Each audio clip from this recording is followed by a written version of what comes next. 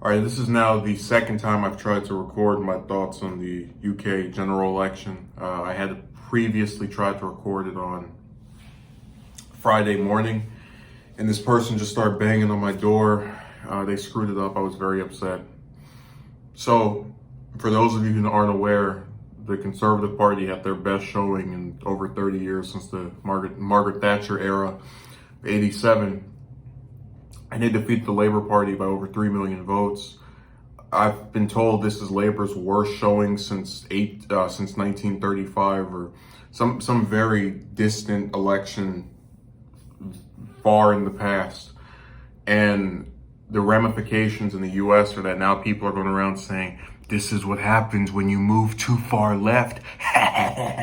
When I think it's more of a mixture of two things. One, the Labour Party never really had a concrete position on Brexit. You know, let's stay, let's get out. If we have a second referendum, we're going to campaign to leave.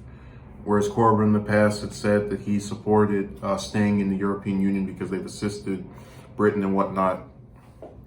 So that was one of the reasons. And I think that dwarfed, because see, what I hate about elections a lot of times is that they don't look at factors that are not appealing to the narrative they're trying to have. So the narrative that the neoliberal coalition in the U.S. is using is that, oh, Corbyn was so far left, when in reality he had a position on Brexit that was kind of ambiguous, and that dwarfed all of his other proposals that people might have liked. So that's a position they don't want to accept, because it means not smearing someone over having a mostly liked platform, and not accepting the fact that in this particular election, one issue, which was Brexit, took over everything. And it's been that way in the UK for the last 3 years, ever since they had the referendum, where every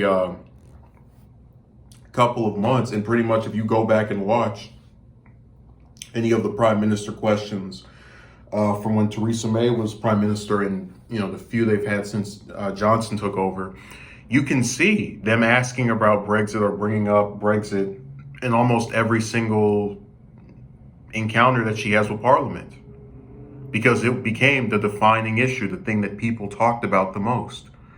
And for some reason, they don't want to accept that, because it's not, I guess, proper to admit that this issue has dwarfed everything. Just like over here in the U.S., we've talked, I've mentioned that healthcare is the top issue for Democrats. So when people are going around talking about single payer, they're mentioning it so much because they know that it's part of a topic, the bigger issue of healthcare, and that proposal is one of the ways that is being proposed to solve it. So it's getting mentioned more than something like, international relations, even if there are a bunch of different countries with significant relations with the U.S. that a lot of people either don't know about or they don't care about. And it's probably the latter, they just don't care. So the other part of this is that I figured Britain because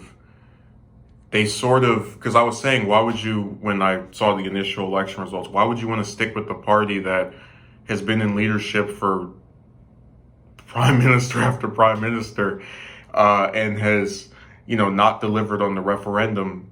But then I realized it's because they so in the 1964 presidential election over here, which was lost by the Republicans and won by LBJ, Goldwater, who was the Republican nominee, said that he didn't believe Americans were ready for 3 presidents in, I believe it was 15 months. Basically saying that the U.S. wanted to give the new president, which at the time was Johnson, a chance to make his mark, show if he could actually, govern and lead. And they just didn't want to have someone come in and dump them off right immediately after coming in a year prior. And that's pretty much, I think, what happened here. That played a big part of it, that maybe if May was still the prime minister, the results would have either been different or closer. But they want to give Johnson a chance because he just got in there a few months ago. And they're thinking, there might be a possibility of him acting in a way that's different from May. And it doesn't mean, because I've said before that when I try to examine the positions of people in these different countries and in the US as well. When I say this might be a reason why they did this, it doesn't mean I'm trying to excuse it or make it make sense or appear to be accepting, why they're doing this. I'm simply saying that if you look at the trends of these countries, that especially the ones that call themselves democracies, which the U.S. is currently oligarchy, but that's another position I have later that we can talk about more in depth in some other installment or video. These places don't want the person they just put in to get shafted or thrown out without, because then there's that whole thing of, what might Boris have been if he led Britain for 2 or 3 years instead of for 6 months. I believe it's been 6 months, about 5 months. Let's see, May announced she was resigning in May or April. May announced her resignation in May. That's a little pun on the name. But it was in like that first half of this year. So Johnson took over about 5 months ago. And they didn't want a prime minister that had only been there for a little bit before having to completely switch over to someone else. That's why when they were proposing having Corbyn take over without having an election, I opposed that simply because if a left-wing person who I support, which is what I did for Corbyn, I backed him, if that person is to take power, I want it to be done by democracy. I want the people to vote for that person to lead. And, I've also said that Corbyn had a lot of stuff going against him. He had the anti-Semitism claims that they use on every person who is critical of Israel that runs for office now. That's just a little thing they like to smear anyone that doesn't want to just lick Netanyahu's boots with over and over again. But the other part of that is, even with that position being something that people used against him, he still suffered from Brexit. It's been the defining issue in Britain for 3 years now. And unfortunately, no matter how much he proposed ideas or policy proposals that theoretically are liked by British citizens, the smears and the truth of the ambiguous position on Brexit did him in. I mean, I looked at that map yesterday just with, I got flashbacks because TYT covered the Britain election from 2 years ago, the 2017 general election. And they were talking about how, well, it was Cenk who did the segment, like, he was like, oh, Corbyn caught up to Theresa May in 1 week. And they get you riled up. And, I'm not saying this to insult him or to insult anybody else that covers this overseas, because they don't know what the people over there are thinking. They see a couple of polls, they get excited because someone of their ideology might take over. But it was that same thing where, there was this possibility of him taking over, and it didn't happen. And when it didn't happen, people who were supporters of his, like myself, went, oh, well, that's kind of lame. But, that's the thing about elections. We always know that there's a chance it can go one way and there's a chance it can go the other way. And a lot of times when you have the anti-establishment people, and this was something I was hoping to highlight in the upcoming Corbyn documentary I'm planning on doing, I'd say before the end of the year, but don't quote me on that, where we're going to show different points where people have spoken about him in some of the craziest ways.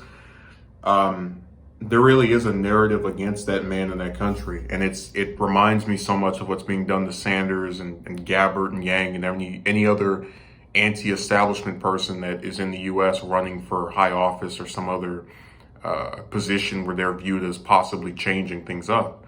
So when you factor that in, right, the little weird smears that they have, and then the truth of an ambiguous Brexit position, it's a recipe for disaster. I just didn't know that it would turn out as horrible as it was, because when he led the ticket last time, the results were close enough for me to say, well, if he tries again, he might be able to pull it off. And it's the complete reverse. But it is what it is. He might stay Labour leader for a few more years, and somebody else will take over. But I can't get mad at him. And if the British citizens continue to stay in Brexit for another couple of years and don't have a solution to it, then they voted for it. They don't call Johnson the UK Trump for no reason. It's all about having the fake angle of, yes, I'm here to change things, and then stuff stays the same. But, sometimes the populace pays for what they voted for, and this is one of those times.